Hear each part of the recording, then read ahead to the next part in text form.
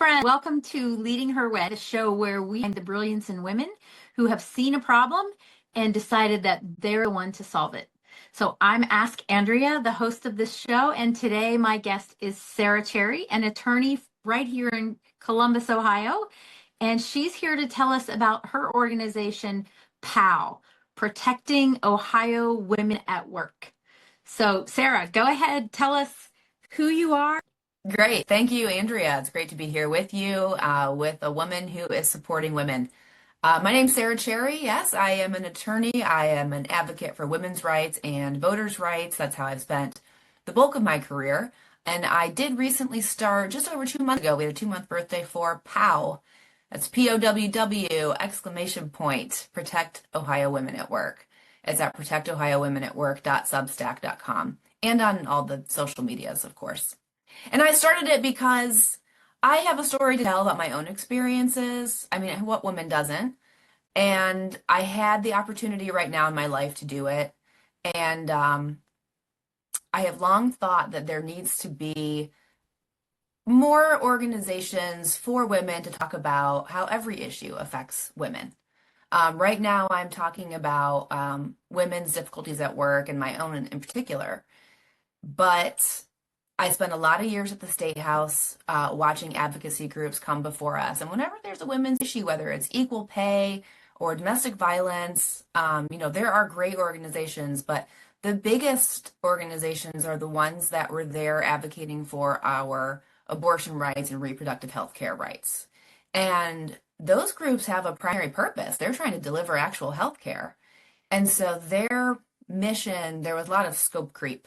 They had to be the spokesperson on every issue that affected women. So I've just thought that there should be more groups that are just advocating for women. So I wanted to lend my voice. So am I correct that you have spent the bulk of your career in Ohio politics? At this point, yes. So I didn't expect to work in government and politics. But I was drawn to going to law school by the 2000 election and the way that vote count went. And I just was beside myself. I could not believe that this is how it went, that they could actually stop the votes from being counted, and it worked. So, a few years later, I made my way to taking the LSAT and changing careers, going to law school.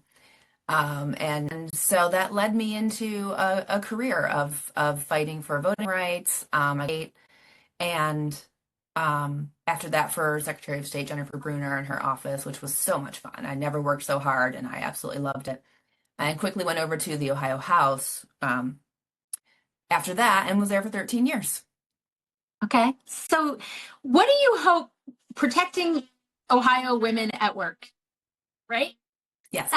What do you hope to accomplish with that? What kind of protection do they need? Well, Andrea, I mean, my goodness. I just think it's the work of all of us, man, woman, anyone, to be thinking about treating women the way they should be treated at work and countering our biases. We all have biases, unconscious biases. And it's not in dispute that women are still paid less, that women are routinely disrespected in little ways, and that their concerns are dismissed. And so, you and I have talked about women stepping forward, seeing a problem, and trying to solve it, and deciding they're going to solve it. That is absolutely the long-term goal. And the way to do that is for all of us to do the daily little work of building awareness, of changing our habits, of finding the little ways every single day that actually result in women being treated equally and with the respect and dignity that they deserve. And so that's what I hope to accomplish, or rather, I hope to lend my effort to everyone else's, because that all of us working together is the only way that we are going to see that outcome that we want. And not everybody wants it. But a lot of us do, and we have to work together to do it. So building awareness of women, how they're still treated at work and in every sphere of life. It's not just at work, but in any public um, space and in any power center. I want to change that. And I remember, just maybe a decade ago, that a reporter was asking some women at the State House, essentially, like, does sexism still exist? And it was such a like, is are they serious? Like, do they really Yeah. not know? It was just so shocking. And then to some extent, we keep slipping back into that. You will see the most horrible things out there about how women are treated, and yet people will slip back into this comfortable, like, um, hello, Mimi, this comfortable, like pretend idea that things are actually good and reasonable. And I understand that, and that's the world that we're operating in. But that's what we're dealing with in people. Mhm. So I just hope to build awareness, remind people like, hey, this is still a problem. Hey, we all need to still be trying to fix it, and hopefully give people tools and ideas and tips on how to deal with it, and hopefully Mhm. make other women feel comfortable speaking out. Or if they don't, and I hope that they do, but if they don't, I want them to feel validated. I want them to feel like, oh, I recognize that experience that she's talking about. Oh, I have felt that way too. That feels, I know it feels so good. Like when you reach out to me, or like, I think what you're doing is cool and I want to talk to you. That feels amazing. That feels amazing. Right. And I've gotten so many messages like that, and not enough people are doing what you're doing, which is having these conversations and putting them out there for others to see. So that is very special. But the private messages I've gotten from people of support have bolstered me so much and let me continue to speak out and just, yeah, continue building awareness and help people build skills, I hope. I love what you're doing because you're not afraid to be real. And if you're watching, you can find Sarah on Facebook, I'm assuming Instagram, TikTok, just telling her story and what it's actually like to work in this is government, but I would also call it any sort of political or any sort of corporate environment. We hear it so often, and what I've found in working with women over the last decade is that number one, women want to be seen and heard because most of us think we're the only ones that get treated this way, and that is true. I was a stay-at-home mom, and I had all of these thoughts that I thought I was the only one. And when I finally started talking about them, I realized, oh my gosh, women who had successful careers and women who were stay at home moms are still all dealing with the same things. And that's kind of what led me into working with women. That, and ironically enough, politics, realizing that I was problem unaware of how much sexism actually existed. A lot of How people are. much, yeah, and how much women were willing to just go along with somebody who wasn't a good leader because that's just the way it is. Yeah.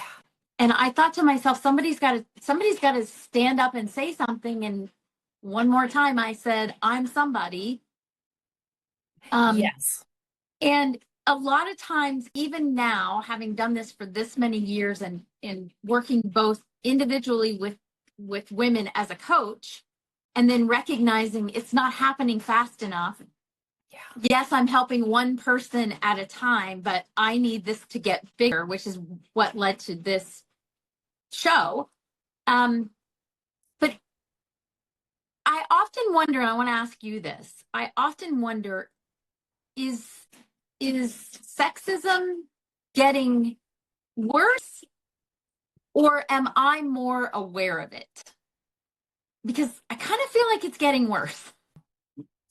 I think at times it's getting worse because, as my sociology professor reminds me, yeah, we're not all always on the up, up, up. Things are getting better, better, better. We have these dips. We go into the Okay. doldrums and we have to come back out of those. So, of course, it gets worse at times, but I think It's a sign that we have achieved um, more power, more visibility, more rights to claim space, more willingness to claim space. And then there's always backlash. And we're experiencing that right now, just like we're experiencing a backlash to the last 60 years of civil rights for Black people in this country. I mean, when we get close to equality, that's when the backlash intensifies. So I see it as a sign of success. Of course, it creates a lot more work for us to continue on this mission, to be recognized with the respect and dignity that we all deserve. But yeah, I think it's painful for people to wake up and realize that, like, oh, this is much worse than I thought, or there was a lot more anger at us under the surface than I realized. That's painful. That's Yeah. really hard for people to accept, especially when it comes from a fellow woman. I think that is Mm. another level of like, oh shoot, now I have to acknowledge this reality. Yes. Um, yeah, that can be very disappointing. Yeah. That's been really disappointing for me.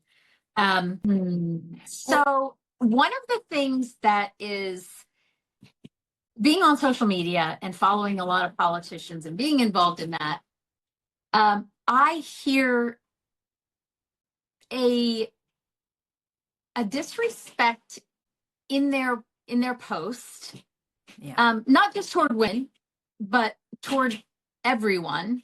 Is that coming from power? Is it coming? Are they doing it because they can? What's your opinion behind that? And if Well, I'll tell you an example. Like recently, I testified in the State House against a bill that seeks or that will um, basically eliminate public records access as we know it in the state. And as I was testifying, I thought there might be some resistance to what I was saying from some of the Republican members on the committee. And yes, one of them did, eventually like ask the chairman to like stop my testimony. And it comes from fear. I truly believe it comes from fear. They feel threatened because what I'm saying makes sense. And they don't want to accept it. They want to do what they want to do. Um, and they just don't want to hear pushback. They Yeah. just don't want to share the public space. They want to make their decisions without the input of people that they don't think should have a voice. So it's the work of our lives to continue to assert ourselves that we are here, we have a voice, it deserves to be heard, and it's just as valuable as theirs. So Yes. that's part of the Yeah. work of POW. That's not particularly about my story and the employment discrimination that I faced, but again, this is simply a bill about public records. And this is what happens when a woman comes forward and speaks about any subject, really. If you're saying things that the people in power, which of course is majority men, don't want to hear, then they will shut you down, and often in sexist ways. Yeah. And typically with women, it's she just has an axe to grind. Yes, This is a personal vendetta against us, and so we shouldn't give her the time. that's right. He literally used the word vendetta, and I had to laugh. I'm just like, well, I guess in his dictionary, vendetta means saying things that you don't want to hear. Yeah. And I believe that the person that spoke up was my representative who doesn't know that anyone in my county even exists, That's let alone right. respect anything that we have to say. And I think that's our fault because, well, not our fault, but in part our fault because we haven't been engaged in politics up until the last probably 5 years, maybe a little bit longer. People have just gotten a little um, settled in their comfort zone that Yeah. somebody's handling that, and they just go to the voting booth and just check the box of whichever party they support without actually checking the standards of the candidate, which is a big thing for me. Is that I don't want to just support the party. I want to support the person who shares my values and is going to solve the problems that are problems for me and my community. And I'm finding it very disheartening that it's going so far backward into choosing a team versus choosing a standard. So Right. tell me what that's like from a women's perspective of being in the thick of it. Oh, Feel free. I know you have a story. I want to leave that to you, whether you want to share that or not, um, sure. on this show. But feel free to be as open as you want to be. Thank you. So Um, yes, as far as people being in their comfort zone, isn't it amazing how people are waking up these last 5 years? yes, And communities that you maybe didn't expect to ever change, um, or be a little more introspective are doing it. So that is super exciting. You know, you're asking me about having like this, like being in the thick of it. And you're right, I have to remember that like a lot of people don't really see behind the scenes there at the state house. And I often don't think about it that way, and I should, because people do see the bad laws that come out of our state house. But honestly, the news coverage is pretty thin about that. And even when there's stories, there's a lot of stories, of course, but I don't think they're necessarily telling you what's really going on, like what's really motivating people and who's really influencing things. Because those are yes, really hard things to nail down as journalists. You know, you can't just report on vibes, they have to report on facts. And so, yeah, it's an interesting place down there, and it's a constant fight for women to have a seat at the table. Another thing I'm trying to do here with POW is to deter bad behavior at the State House and anywhere, any workplace or power center. If you are concerned that people will talk about your bad behavior, maybe you'll be less likely to engage in it. Um, so I'm doing that now, and whether that's a man in power or a woman in power down there, um, I want them to behave well as they should as representatives of the people. And I'll just touch on my story briefly, Andrea, and then another one that's going on right now. I worked there for 13 years, from 2010 to 2023. And what happened was the Democratic Minority Leader, Allison Russo, fired me for talking about a sexual assault allegation. Really, that's what it boils down to. It's a very long story, and I tell it on these various platforms. And I feel like I'm almost doing a first draft of a book or something and jumping around in time and, trying to tell the story in a way that connects with people and what's going on day to day in our lives. Because it is connected to the things that are going on in our lives. Any corruption story you see in the news, any kind of cover up, like the OSU survivors, yes, for example. I mean, the same themes are present. It's power covers up for power.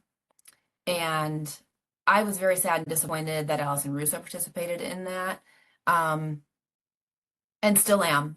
And it's ongoing. I mean, I mean, um, women in that workplace I know are still not treated well. And so I'm dealing with that. I filed an EEOC charge in March of 2024. And that just had a 2-year birthday. That charge is still being processed at the EEOC, at the administrative level, the federal agency that handles these complaints before they can go to court. So that's what's going on there. And at any moment, they could come down and issue their, decision or findings that would then allow me to go to court. People are very confused by that because it's such a long process and it can take years. I have talked to women who have been in the process for 4 or 5 years. It's maddening, but I admire their commitment to getting justice for themselves. I will tell you about another story that's going on right now because even as this goes on, I've got a pending federal EEOC charge going on. But the men in that workplace, the representatives, are still behaving badly. And one of them is Rodney Creech. He is a Republican from Preble County. And it has been reported now pretty widely in the news that minor female family members of his have accused him of sexually inappropriate touching. He was taken off committees last year. He was asked by the speaker to resign. He did not resign. He was running for the state senate. Recently, he dropped that campaign, decided I'll run for my final term in the state house. He's back on committees. He was endorsed by the Preble County Republican Party. He was endorsed by the state Ohio Republican Party. And the speaker himself, current speaker, has cast doubt on the story of these minor female family members. So that is what's going on. The knee-jerk urge to protect men Yes. who've been accused. It's something to behold, but it's shocking.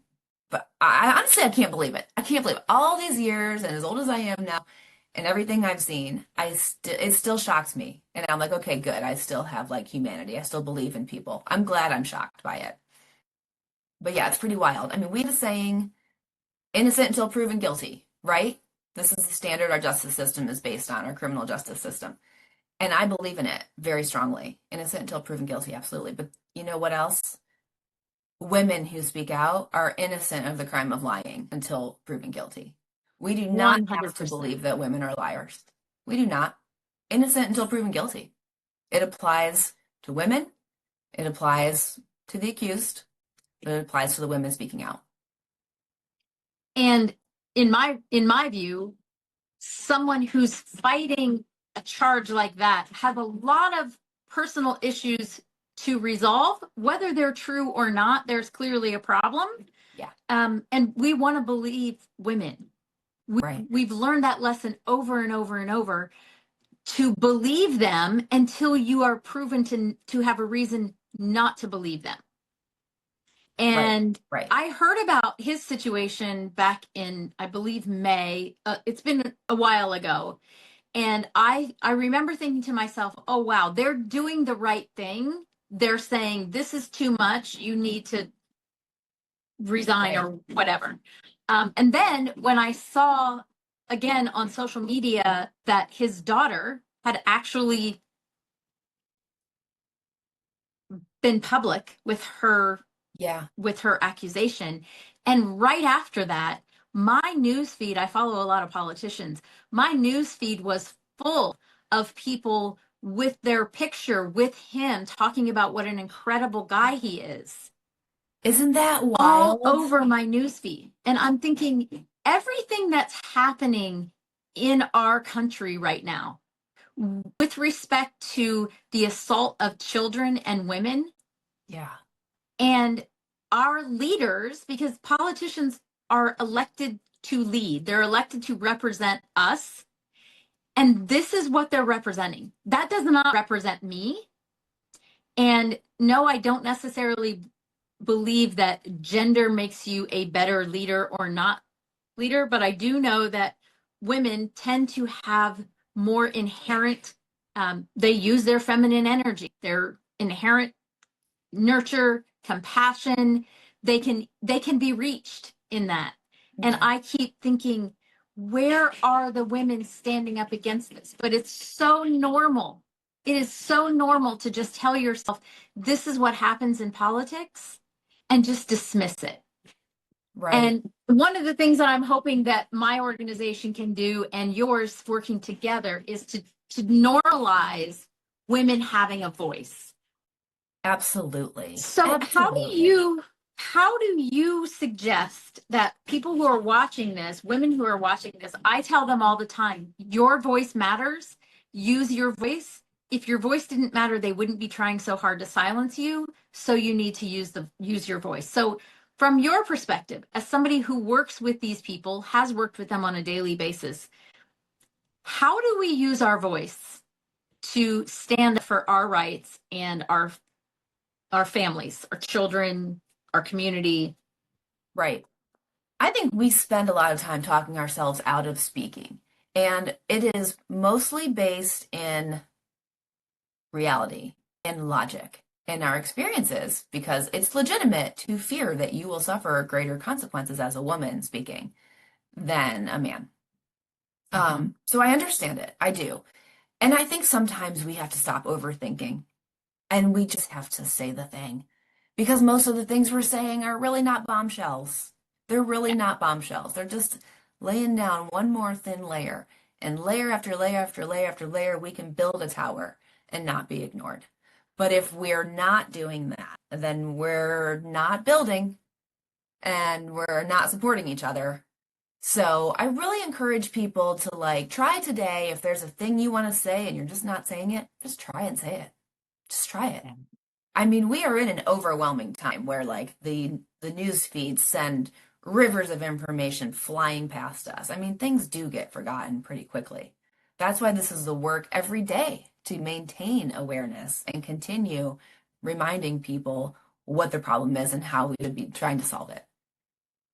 And like you just said about the algorithm, you're trying to raise awareness about this bad man and the machines, the algorithm are showing you all the people praising him. That is disturbing. And I have experienced that myself. When I tell parts of the story about Allison Russo and my experiences with her, I have recently started seeing ads for her campaign in really, really bold ways that I've not seen before. Like her video showing up under my post text as if I had posted it. It was really bizarre. So, the algorithm is always being changed. I'm not going to talk about it like it's disembodied. Human men are deciding how it works. There used to be this quaint idea of that you should consider how your technology might harm people before you deploy it. And I've, read the books, read the expose about the woman that the woman wrote at Facebook about how decisions are made and how this concern for people is being weeded out. So that's alarming. I'm sorry you had to see that. I'm sorry I have to see that kind of stuff. And I can only imagine what younger people who don't have the life experiences and the calluses yet to deal with that stuff, how they experience it. Yeah. Well, I guess the answer is for more women like you and I to keep talking. And like you said, I love your explanation of layer upon layer upon layer. That's how you build. And it feels like it takes a long time. It feels like, am I actually making a difference? And then I'll get that justification, that validation that yes, I am making a difference and I need to keep going. And that's why it feels good to talk to other women like you who are doing the same, locking arms and saying, let's do this together. We have to look back at civil rights movements that came before us. Yes. The women, the suffragists, and the Yeah. decades it took them to take the right to vote from the people who are keeping it from them. We have to look at the civil rights leaders who gave their lives, who suffered, who walked to work and to the store and to everywhere for months and months and months in the bus boycott. And the suffering that Black Americans have endured is a constant inspiration. And anytime I feel down, I think about, well, I used to think about when the Obamas were in the White House. I used to think about, oh, look at the horrible things they say about Michelle Obama every single day. Like if she can endure that, like I can put my suit on and get back down there and get back at it. So yes, we just have to take inspiration and support from each other and remember that we're there for each other. So I did you just spurred a memory in my mind that I love to talk about this and I don't talk about it very often because it makes people uncomfortable. But have you read the book Represent? Oh, I don't know that I have. I don't think so. You would love Tell me. it. So it's Represent, the Okay. Woman's Guide to Running for Office and Changing the World. So when I first started Women Lead, I was working with somebody who was running an organization out of New York called Women Elect. And she helped women run for office. And I Cool. was going to help with the mindset piece of that. And I wanted to know what held women from running for office. And I started digging into it. But what I found in this book, there are all sorts of women that we hear about in the news today. This was written, I think, in 2018. And as you know, there was a flood of women that were elected to all offices in 2018. Right. But there were some names in there that were popular, that are popular now: Lee Stefanik, Kristi Noem, Nikki Haley. And I started recognizing that everyone in this book ran for a reason. They had a why behind their candidacy. And they were all amazing. They spotted a problem in their community and they wanted to solve it. And they started in the political process, maybe on a township or a city council, and worked their way up. What I found is that it was women of color who tend to stay with their initial mission. Why do you think that is? And I asked a state representative who is a woman of color, and I'll tell you her answer in a minute, but I want to know what you say. Well, I can only say what I have seen women of color, Black women say. And I am fortunate to, have a lot of like social media connections with women of color and see their opinions and their experiences. And they say, we have always been doing the work. We have always had to struggle. We have always been up against it. We have always been facing people trying to suppress our greatness, our humanity. And so they're not new to it. That's it. And so it's just built into their daily lives is what I see them telling us. And that is, it's horrible. It's horrible to realize that that has been their experience their whole lives. And it's amazing and impressive to see how they have endured and survived and worked so hard just for purely for survival, not just for survival though, to thrive, to have happiness and joy in their lives. It's very inspiring, and I think we all should take a lesson from that. If we were fortunate enough to have not been struggling before, well, we were probably had half a blindfold on. And people are struggling now who maybe weren't years ago, but I hope that we will all, yeah, take a lesson from them. Like, Yeah. you got to leave guards at the gate. The work is never over. Unfortunately, the work is never over. And I find comfort in realizing that and accepting that, uh, even knowing that hard work is what is before us, probably for the rest of my life, the rest of all of our lives. But that's just how it is. Yeah. We don't know if there will ever be an end to it, but we're going to keep trying Exactly. and until the end, right? However that comes. So Erica's answer, Erica White, um, when I Good. told her that story, she said, "Oh wow." She was taken back a little because she hadn't recognized that. She and I have two different life experiences, obviously. And she said, "You know what, Andrea, I haven't thought of it that way, but I would guess that it's because I've been in the fight every day."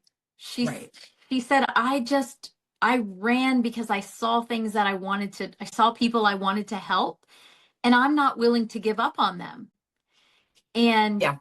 you'll have to go back and listen to her episode, but it was just it's inspiring that they have just lived that in their daily life.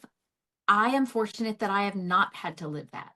I could easily take cover under men, um, under my privilege, and they didn't have that opportunity. And so it's really important, I think, for us to talk about that. And I'm so inspired by women of color and how they stand strong. It's not easy to go out there, particularly on social media right now, and use your voice, because as you know, we get pushback from people who claim to be our friends, and strangers alike.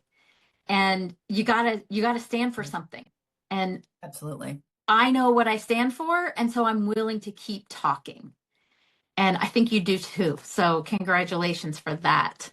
Thank you. Um, And I'll just say I knocked doors for Erica White in Toledo, and I grew up in Toledo. And yeah. that woman has some kind of internal, like, just fire and glow and a lot of love to give. I mean, it was a joy to help her and yeah, take inspiration from her. Yeah, I love her. She was on a month or so ago, and I'm gonna have her on again because Good. I want to talk to both of you and know what's actually going on down there. Right. Good. So let's wrap this up. I want to ask one question. If you could have lunch or dinner with any woman in history, can be current or in the past, tell me who that would be and why. Oh my gosh, so many. But I will have to say my grandma, Bertha Wayne, because I miss her so much. And oh, she's been gone like 25 years now. But recently, my mom, through Facebook connections, like uncovered this old video of her dancing at a festival in our hometown. And just seeing that was so thrilling. And I've just been thinking about her so much more than usual. And I would just, oh, I just like crave it. I just want to see her again and talk to her about everything going on today. And she's, you know, helped make me who I am. So, Bertha What do you Wayne, think? What do you think she would? And I'll just throw in a bonus question here. What do you think she would tell you about what you're going what you're doing right now? I almost feel like I'm hearing the exact thing through my mom. They are very different people, but very strong sense of justice. I think she would tell me not to give up, to keep going. I think she would express deep disappointment in all of these people who have, not done the right thing. Um, and she would just be there for me and tell me she was proud of me. And I think that's like really, that might be all we can do for each other, but it's a really huge thing to do for each other. Yes, that's the perfect thing to end on because you're right. Sometimes we don't need advice. We don't need anything other than to be heard and supported and Right. encouraged. That's it. That's right. It's That's super right. simple.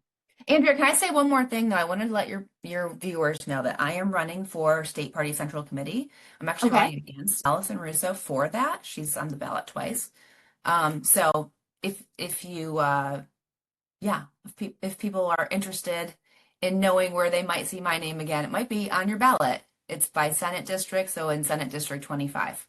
Okay. Thank you very much. I will make sure I'll have you send me your links Yeah, to anything that we need to know, and I'll put that out there so that my audience can get to know you a little bit better. thank you. All Great right. talking to you. Thank you so much for being here, and I'll have you back soon. Sounds good. Uh,